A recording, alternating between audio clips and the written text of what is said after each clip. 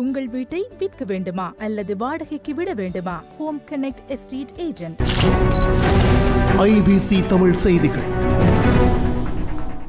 உலகின் மிகப்பெரிய விமானமான A380 ரக விமானம் ஒன்று கட்டுநாயக்க பண்டாரநாயக்க விமான நிலையத்தில் இன்று அதிகாலை அவசரமாக தரையிறக்கப்பட்டுள்ளது.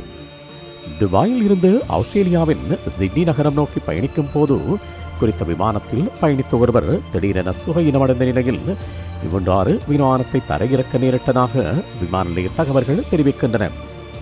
இன்று அதிகாலை 5:30 மணியளவில் இந்த விமானம் கட்டுநாயக்க விமான நிலையத்தில் தரையிறக்கப்பட்டுள்ளது.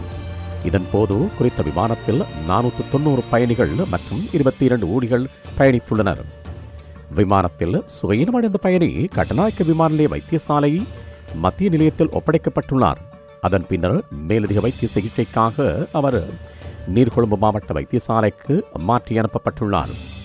விமானம் கட்டுநாயக்க விமான நிலையத்தில் தரையிறங்கும் போது 80 லட்சம் ரூபாய் பெறுமதியிலான விமான எரிபொருள் 7000 லிட்டர் பெற்றுக் கொள்ளப்பட்டதாகவும் குறிப்பிடப்படுகின்றது.